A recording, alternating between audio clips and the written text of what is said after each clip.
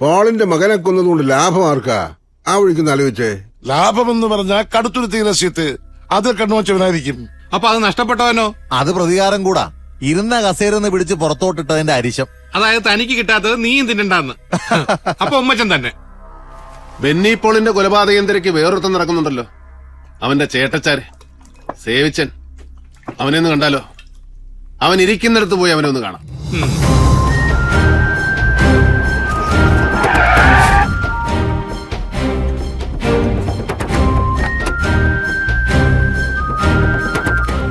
ഒടേ തമ്പുരാന്റെ ഓരോരോ മറിമായങ്ങളെ. എന്റെ പിള്ളേരെ മീൻ മാർക്കറ്റിലിട്ട് നീ തല്ലിയന് നിനക്കൊരു മറുപടി തരല്ലോ എന്ന് ആലോചിച്ചോണ്ടിരിക്കുകയായിരുന്നു. അപ്പോഴാ നീ ഇവിടെ. പുലിമടയെ കയറി വെട്ടാൻ മാത്രം ചങ്കുറപ്പുണ്ടോടെ ഇവിടെ നിനക്ക്? ജോസെ ഗേറ്റ് അടയ്ക്കടാ.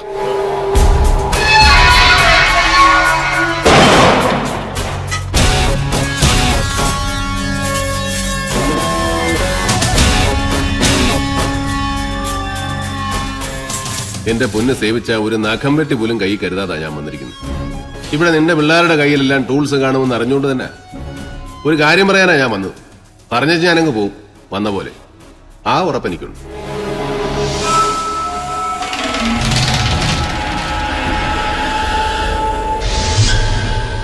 എടാ മോനെ, നിന്റെ അനിയൻ ചെറുക്കനെ ആര് തട്ടി അതറിയേണ്ടത് എന്റെ നിന്റെ ആവശ്യമാണ്. എനിക്ക് ആ പെങ്കൊച്ചിനെ രക്ഷിക്കണം. നിനക്കാണെ നിന്റെ കലി തീർക്കുകയും ചെയ്യും. ഒന്നിൽ ആ പണി നടത്തിയത്, അല്ലെങ്കിൽ ആര് പണിഞ്ഞു എന്ന് അറിയാവുന്ന ഒരുത്തൻ ഇപ്പോഴും കളത്തിന് വെളിയിലുണ്ട്. അതാരാ? ഉമ്മച്ചൻ. അവനോ? നീ പറയുന്ന നേരാന്നോ?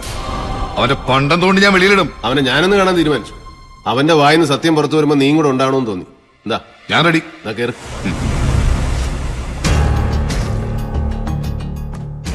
പാർട്ടി മുറിഞ്ഞ് 4-5 പീസായപ്പോഴൊന്നും നഷ്ടമില്ലാതിരുന്നത് അങ്ങനെയൊക്കെ മാത്രമാന്നേ MC പോളിന്. ഇനി ഒരു ലയനമുണ്ടായാൽ തന്നെ അങ്ങേരുടെ സർവാധിപത്യത്തിന് കീഴടങ്ങിക്കൊണ്ടായാൽ ഞാനും താനും ഒക്കെ മരണം വരെ മങ്കൊമ്പിൽ വീട്ടിന്റെ പരിത്തിരുന്ന് ചൊറി കുത്തേണ്ടി വരും. ഒരു ദാക്ഷിണ്യവും ഇല്ലാതെ എപ്പോ വേണേലും ചവിട്ടി താഴെ ഇടുകയും ചെയ്യും. എന്റെ അവസ്ഥ ഉണ്ടല്ലോ. ആ ചെക്കന്റെ മരണം ഒരു ഷോക്കായിട്ടുണ്ട്. പക്ഷെ കഴിവൻ എപ്പോ വേണേലും ആക്റ്റീവ് ആവും. താൻ അങ്ങനെ തെക്കോടേക്ക് നടക്കാതെ കൂടെയുള്ളവരെ പിടിച്ചു നിർത്ത്. തന്റെ സപ്പോർട്ടേഴ്സിന്റെ ഒരു മീറ്റിംഗ് വിളിച്ചു കൂട്ട്, കോട്ടയത്തോ പാലായിലോ. എന്നിട്ട് തന്റെ സ്ട്രെങ്ത് മൂപ്പിലാണെന്ന് ബോധ്യപ്പെടുത്ത്. പിളർന്നാലോ? ഇനി പിളരാൻ ശ്രമിച്ചിട്ട് കാര്യമൊന്നുമില്ല. വരട്ടി കൂടെ തന്നെ നിൽക്കാൻ നോക്ക്. ലയനമായാലോ? ലയനമാവാം. നമ്മുടെ ഡിമാൻഡ്സ് പുള്ളിക്കാരൻ അംഗീകരിക്കാൻ തയ്യാറാവുന്ന ദിവസം. അതിന് എന്റെ കയ്യിൽ ചില പ്ലാനൊക്കെ ഉണ്ട്. വഴിയെ പറയാം. ആളൊന്നൊക്കെ 150 രൂപയും ബിരിയാണി പൊതി. എന്നാ ആളെ കൂട്ടി ശക്തി കാണിക്കണ്ടേ?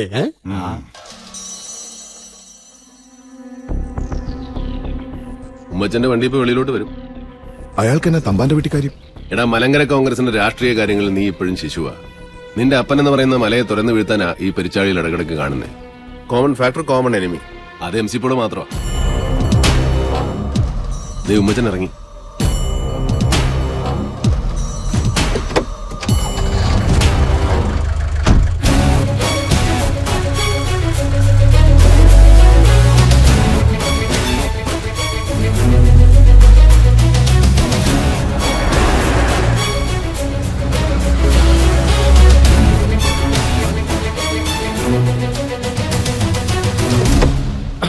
എടാ വേ, ആ കൈരളി ടിവിക്കാർ വന്നിരുന്നോ? ഇല്ല.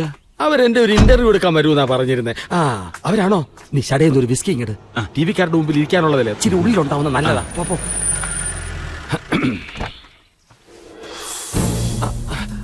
ഇതെന്നെ ഇത് സേവിച്ചനോ? ഡേവിഡല്ലയോ അത്? എന്നതാ വിശേഷം? സേവിച്ച മോനെ, താനാണോ ബെന്നിച്ചിനെ കൊന്നത്? താനല്ലെങ്കിൽ പിന്നെ ആരാണോ? എനിക്കറിയാമല്ല. അതിപ്പോ പോലീസ് പിടിച്ച പെങ്കൊച്ചോ? തനിക്ക് ഉറപ്പാന്നോ? എന്നല്ലേ പോലീസ് പറയുന്നേ? അതുകളാ. തനിക്ക് എന്തോ അറിയാം, അത് പറ. എനിക്കൊന്നും അറിയാമേല. തനിക്കൊന്നും അറിയാൻ മേലെ. എന്റെ കർത്താവേ, തല്ലി കൊല്ലുവാണോ? MLA സ്ഥാനം പോയിട്ട് ദേഷ്യം തീർത്താലോ? ഇല്ലേ, MLA സ്ഥാനം തന്നതും പോൾ സാറ്, തിരിച്ചെടുത്തതും പോൾ സാറ്. ഇനി തല്ലല്ലേ കുഞ്ഞെ, ഞാൻ ചത്തുപോകും. അത് ഉമ്മച്ചൻ പറഞ്ഞ ന്യായോ? ഇനി എന്തല്ലേ ഉമ്മച്ചൻ മടിയാവും. വിട് സവിച്ച, വിട്. വാ പറയാം. സത്യത്തിൽ ആരാ പോൾ സാറിന്റെ മോനെ കൊന്നെന്ന് കണ്ടുപിടിക്കേണ്ട ഉത്തരവാദിത്തം ഇപ്പൊ തന്റെയും കൂടെ. ഇവനല്ലേ ഈ സേവിച്ചൻ. ഇവനെയും കൊണ്ട് തന്നെ ഇനി ഇവിടെ വരത്തരുത്. പട്ടിയെ തൊടലേന്ന് അഴിച്ചു വിടുന്ന പോലെ ഈ വിവരം കിട്ട ചെറുക്കനെ തന്റെ ദേഹത്തോട്ട് ഞാൻ ഇറക്കി വിടും. ചെയ്യരുത്. എന്തെങ്കിലും വിവരം കിട്ടിയാൽ താൻ എന്നെ അറിയിക്കണം. താനൊരു തുമ്പ് കൊണ്ട് തന്നാ മതി, ഞാൻ അതേ പിടിച്ച് കയറിക്കോളാം.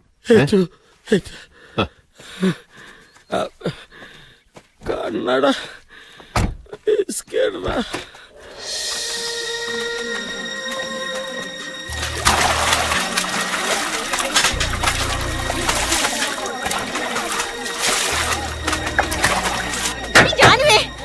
ഇപ്പോൾ എന്നെ എടുക്കുക ഉറങ്ങുവാണോ?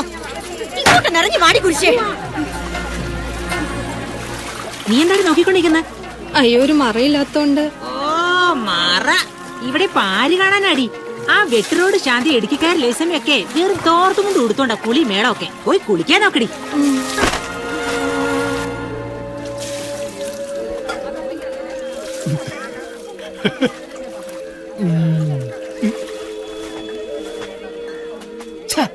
ഇവളുമാര് നേരെ ചൊവ്വയൊന്ന് കാണിക്കുകയില്ലാന്ന് വെച്ചാ എന്നാ ചെയ്യാനാ?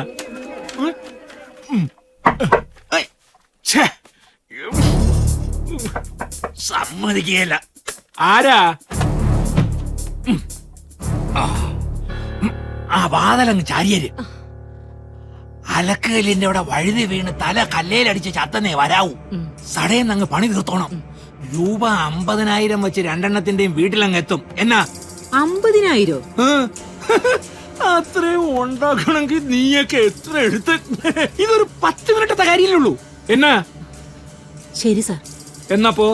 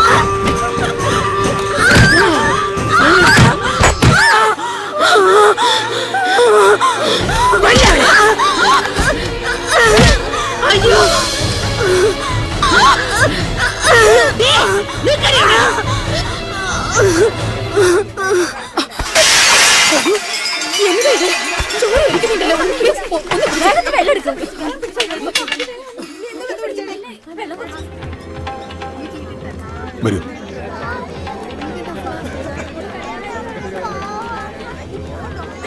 ഇതില്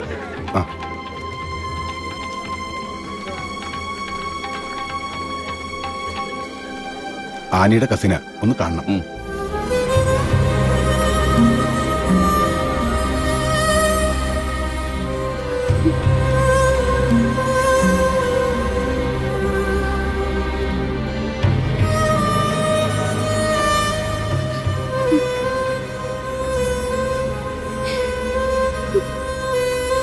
ഹലോ ഡേവിഡ്. ഇതിപ്പോ പോലീസും കേസും പൊല്ലാപ്പൊക്കെ ഉള്ളതുകൊണ്ടാ. ഇല്ലായിരുന്നേ നല്ല ഹോസ്പിറ്റലിൽ എവിടെ വേണേലും ഞാൻ കൊണ്ടുപോയേനെ. അതിന്റെ ഒന്നും ആവശ്യമില്ല. She's all right. 4 സ്റ്റിച്ച് ഉണ്ട്, അല്ലാതെ വേറെ കുഴപ്പമൊന്നുമില്ല. ഹെഡ് സ്കാൻ ഞാൻ പുറത്തോട്ട് ചെയ്യിച്ചു. Nothing to worry.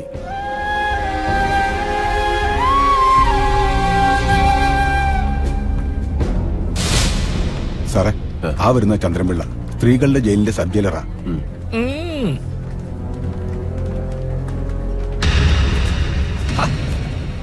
വഴി മാറണോ? ചന്ദ്രൻപിള്ള, ഞാൻ ഡേവിഡാ. ഏത് ഡേവിഡ്? ആനി, ആ തലപൊട്ടി കുത്തിക്കെട്ടി കിടക്കുന്ന പെണ്ണിന്റെ വകയിലൊരാങ്ങളെ. എന്നതാ ഉണ്ടായേ? ചുമ്മാ ചളിക്ക് താഴെ വീണതാന്നോ അല്ലെ ആരെങ്കിലും തള്ളി താഴെയിട്ടതാന്നോ? ഒന്ന് പറഞ്ഞേ, അറിയാനാ.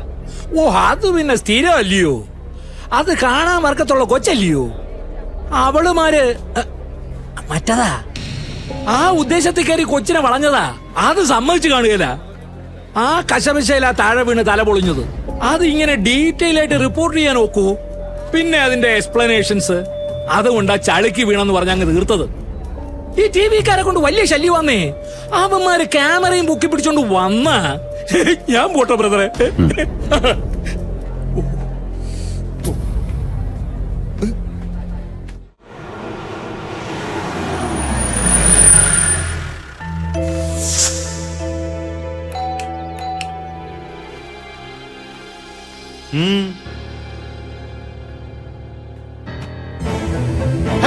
എന്തിനാണ് ഡോർ ക്ലോസ് ചെയ്തു?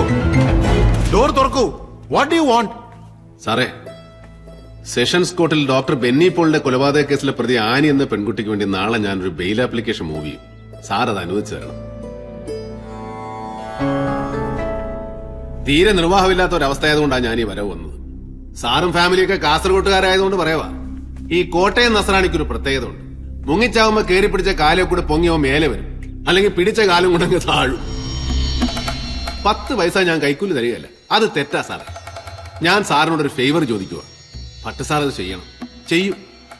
ഇല്ലെങ്കിൽ ഒരിക്കൽ കൂടി എനിക്ക് ഇങ്ങോട്ട് വരേണ്ടി വരും. വരുത്തരുത്. റിക്വസ്റ്റ്.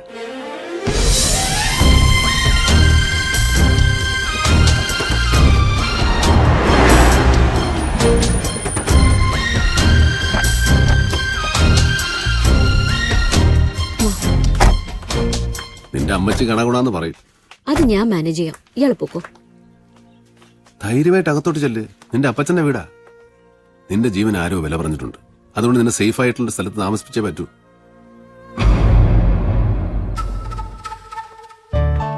സാറാ,